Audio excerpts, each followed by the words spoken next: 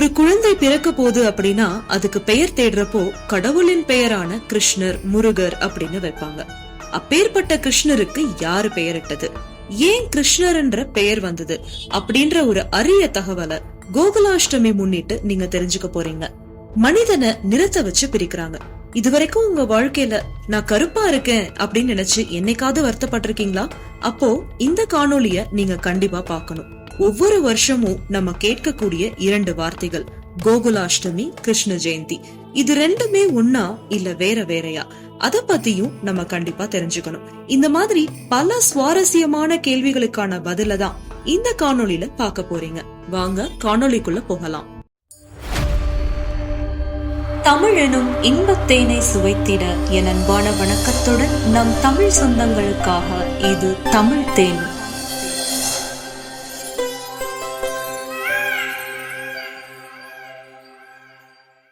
முன்னொரு காலத்துல யமுனை நதி கரையில ஒரு அரச மரத்துக்கடியில மகரிஷி ஒருத்தர் கண்களை மூடி அமர்ந்திருந்தாரு.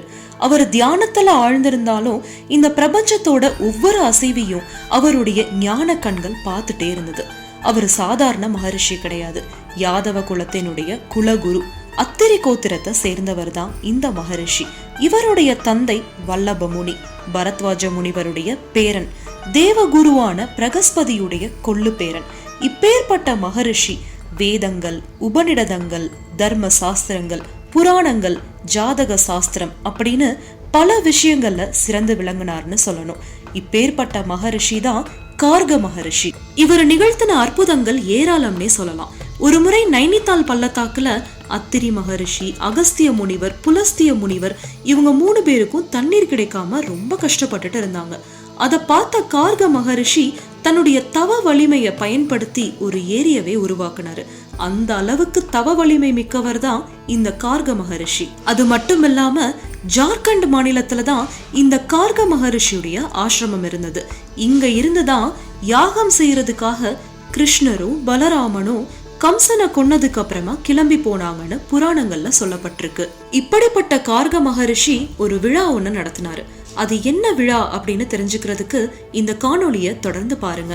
ஒரு நாள் இந்த கார்க மகரிஷி யோக நிலையில அமர்ந்திருக்கும் போது யாதவ குலத்துக்கு எப்பேற்பட்ட ஆபத்து வரப்போகுது அப்படின்றத தன்னுடைய ஞான கண்ணால தெரிஞ்சுக்கிட்டாரு. அதை காப்பாத்துறதுக்காக ஒரு குழந்தை பிறந்திருக்குன்னு உணர்ந்தாரு. ஆமாங்க, மதுராவை ஆட்சி செஞ்ச கம்சன் தன்னுடைய சகோதரி தேவகியுடைய 8வது குழந்தையால தனக்கு மரணம் ஏற்படும் அப்படின்னு தெரிஞ்சு அந்த குழந்தைய கொல்றதுக்காக திட்டமிட்டு இருந்தான். அத பத்தி நமக்கு நல்லாவே தெரியும் இல்லையா?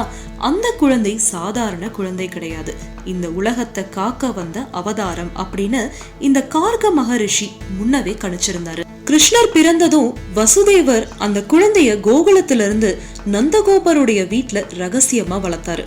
கம்சனுடைய கோபத்திலிருந்து தப்பிக்கிறதுக்காக கிருஷ்ணருடைய பிறப்பு ஒரு ரகசியமாவே இருந்தது. ஆனா கார்க மகரிஷியுடைய ஞானத்தினாலையும் தவ வலிமையாலையும் அது அவருக்கு ரகசியமா இல்ல. குழந்தை பிறந்து கொஞ்ச நாள் கழிச்சு இந்த கார்க மகரிஷி நந்தகோபருடைய வீட்டுக்கு போனாரு. நந்தகோபரும் யசோதையும் கார்க முனிவரை ரொம்ப சந்தோஷமா வரவேற்றாங்க. அப்போ கார்க மகரிஷி நந்தகோபர்ட்ட சொல்றாரு, நந்தகோபா, உனக்கு ஒரு அழகான ஆண் குழந்தை பிறந்திருக்கு. யாதவ குல வழக்கத்தின்படி அந்த குழந்தைக்கு பெயர் சூட்டும் விழா நடத்தணும்.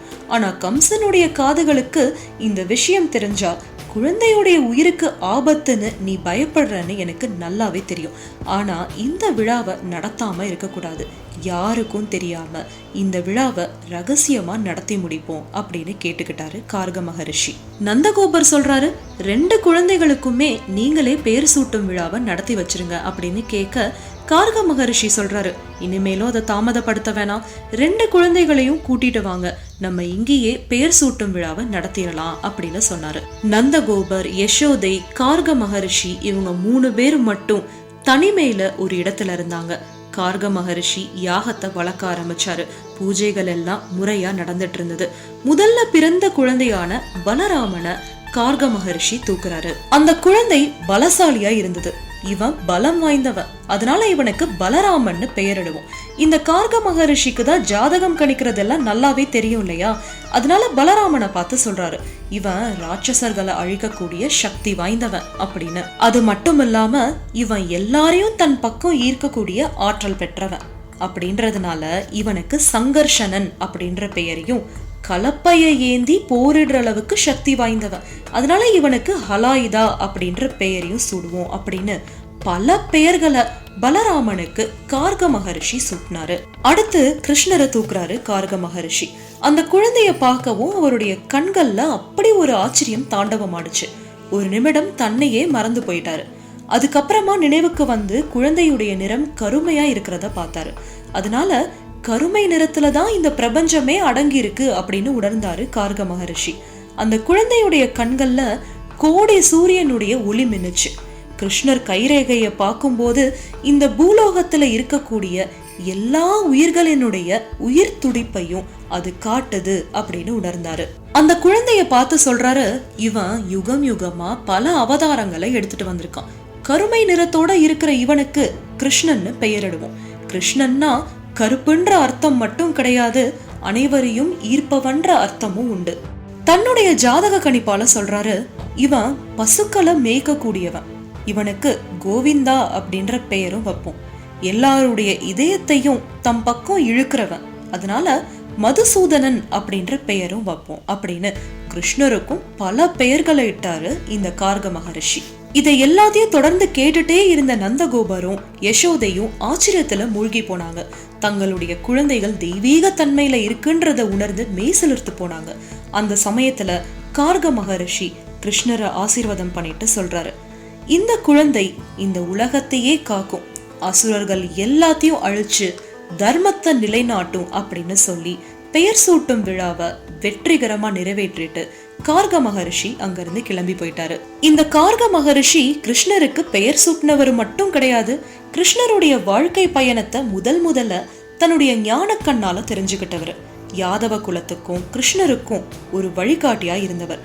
அவருடைய ஞானமும் தொலைநோக்கு பார்வையும் கிருஷ்ணருடைய வாழ்க்கை பயணத்துல ஒரு முக்கியமான அங்கமா இருந்தது. இந்த முனிவர் எழுதின கர்க சம்ஹிதா அப்படின்ற நூல் ரொம்பவே பிரபலமானது. இந்த நூல் கிருஷ்ணருடைய வாழ்க்கை வரலாறு, ராதா கிருஷ்ணனுடைய தெய்வீக லீலைகள், யாதவ குலத்தினுடைய வரலாறு, இது எல்லாத்தையும் பத்தி விரிவா சொல்லப்பட்டிருக்கும். கோகுலாஷ்டமி, கிருஷ்ண ஜெயந்தி, இது ரெண்டுக்கும் உள்ள வேறுபாடு என்ன தெரியுமா? ஆடி மாதம் கடைசியில வரக்கூடிய தேய்பிரை அஷ்டமியை தான் கோகுலாஷ்டமி அப்படின்னு சொல்லுவோம். அதுதான் இந்த வருடம் 16ஆம் தேதி ஆகஸ்ட் மாதம் சனிக்கிழமை வருது. கிருஷ்ண ஜெயந்தினா என்னன்னு தெரிஞ்சுக்கலாமா?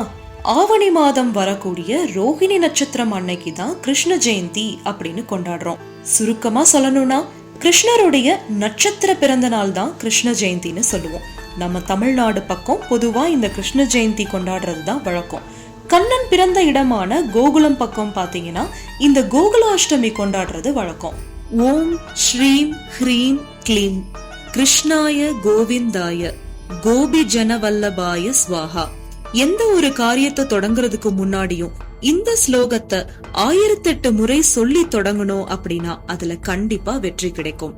பாத்தீங்களா, கடவுளின் அவதாரமான கிருஷ்ணருக்கு பெயர் சூட்டும் விழா எப்படி ரகசியமா நடந்ததுன்னு. கருப்பு நிறத்தை வச்சு பாகுபாடு காட்டுறோம். ஆனா அந்த கருப்பு நிறத்துல இருக்கக்கூடிய கிருஷ்ணர் தான் எல்லாரையும் ஈர்க்கக்கூடிய சக்தியையும் தர்மத்தை நிலைநாட்டக்கூடிய ஆற்றலையும் கொண்டவரா இருக்காரு. அதனால கருப்பு நிறத்துல இருக்கிறவங்க என்னைக்காவது நம்ம கருப்பா இருக்கோமே அப்படின்னு நினைச்சீங்கன்னா கண்டிப்பா இந்த காணொளி உங்களுக்கு ஒரு பெரிய கொடுத்திருக்கும் நம்புறேன். கோகுலாஷ்டமி முன்னிட்டு இந்த காணொளி பதிவேற்றம் செய்யப்பட்டிருக்கு. தமிழ் தேன் நேயர்கள் அனைவருக்கும் தமிழ் தேன் சார்பாக கோகுலாஷ்டமி நல்வாழ்த்துக்கள். இந்த காணொளி உங்க எல்லாருக்கும் பிடிச்சிருக்கும் நிச்சயமா நம்புறேன். இத்துடன் இந்த காணொளி இனிதே நிறைவு பெறுகிறது. மீண்டும் மற்றொரு காணொளியில் தமிழ் தேனை சுவைப்போமா? நன்றி, வணக்கம்.